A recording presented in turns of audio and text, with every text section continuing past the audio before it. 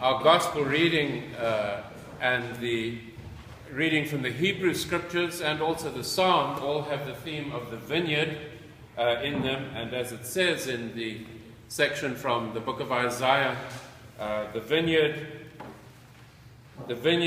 of the Lord of hosts is the house of Israel, in that last sentence.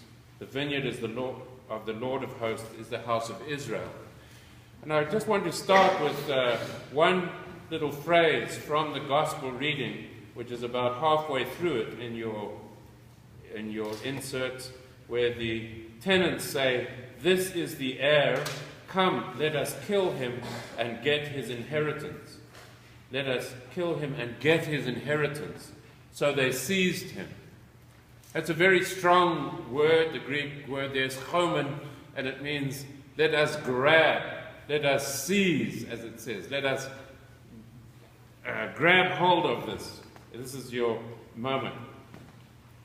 And it struck me in thinking about that little phrase, let us grab, of all the ways in which people, when they grab things, all the negative effects that come from it. And I thought at the international level, like this ISIS group, here are some people that have grabbed not only most of Syria, but most of Iraq at this point in time. And it's outrageous, isn't it? We all feel grieved by it. And it almost inevitably precipitates war, just as it was with Hitler in seizing Poland, or perhaps with the colonial era, with all those countries that Britain seized. Sooner or later, there is war.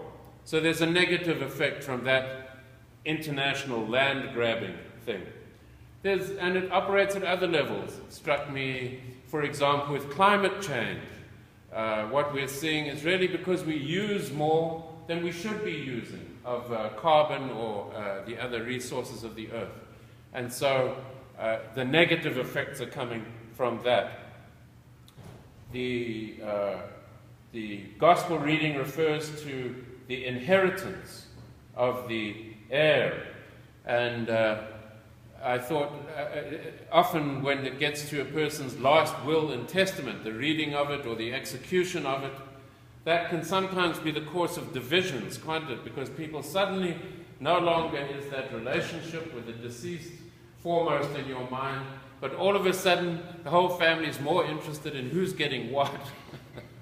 And it can result in strains and tensions in a family, and sometimes really long silences or estrangements.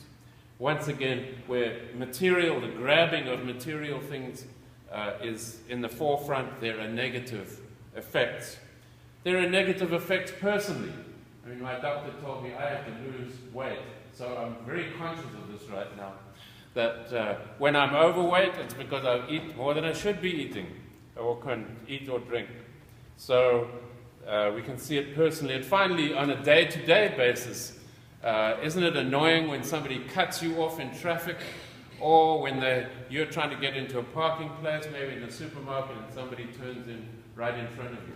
That little grabbing attitude that there is around us can be very distracting, can be very worrying to us. So this phrase here, let us grab his inheritance, so they seized him. It's quite a pregnant sort of phrase. And I think it provides us with really a sharp image of the difference in Christian spirituality. Part of it has come out in our study of St. Francis in the last few weeks. Because, of course, St. Francis, up to when he was 20 years old, was a rich young man. He had lots of promise. He was going to obviously be able to develop the clothing trade from his father. He had all of his friends around him. He was set for achievement. And then he had that spiritual experience and decided that his life was going to be to put aside material things and pour out himself in compassion for others, for lepers, and in fact for everybody he met. People said that somehow St. Francis communicated compassion and love to all of the people he met. So there's that fundamental change.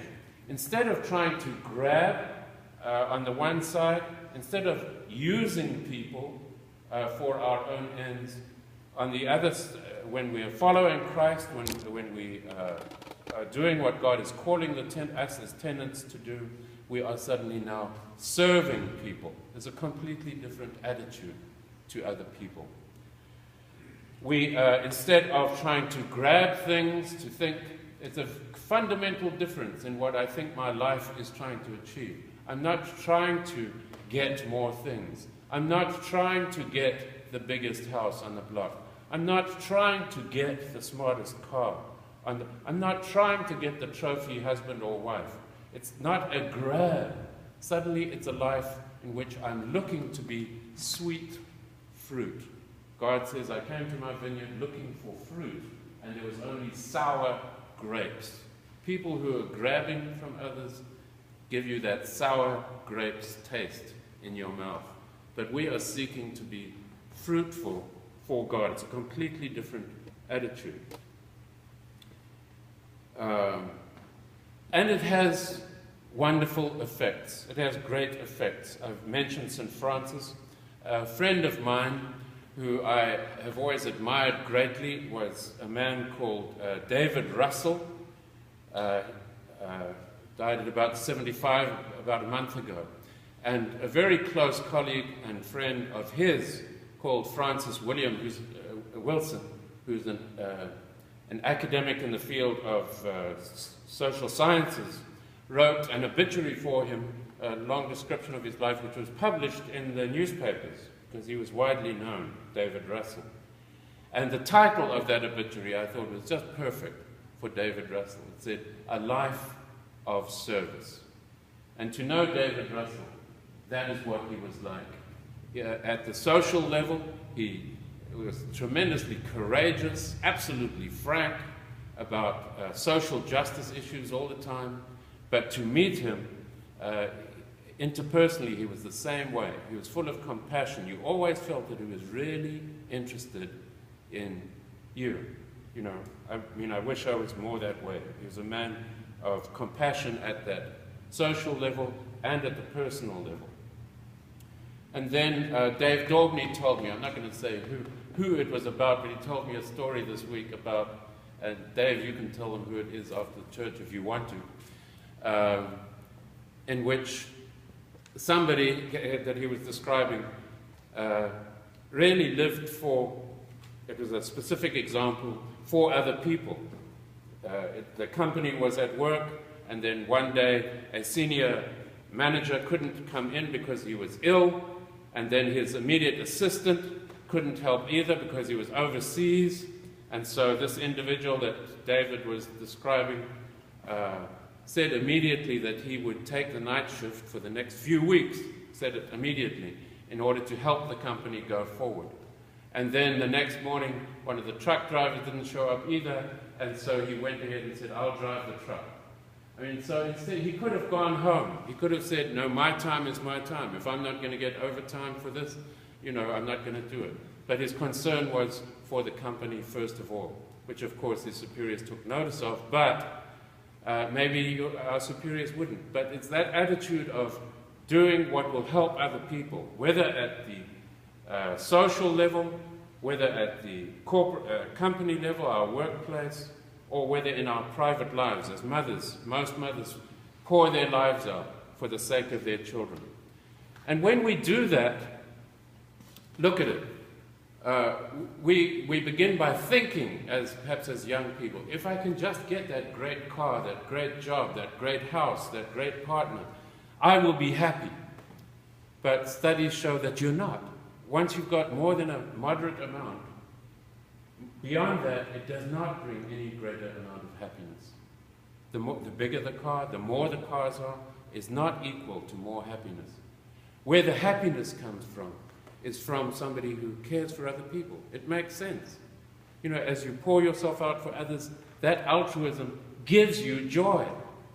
So what God is calling for here, a life of faithful service for other people, brings joy brings relationships. So I think it's a great thing for us to just have a look at our lives. If there's something that is making us very resentful or upset with other people, perhaps let it go. Let's not always be grabbing onto these material things. Let's be ready to let them go. Find that way of being sweet fruit in the lives of other people, to care for them compassionately. In the name of Christ, amen.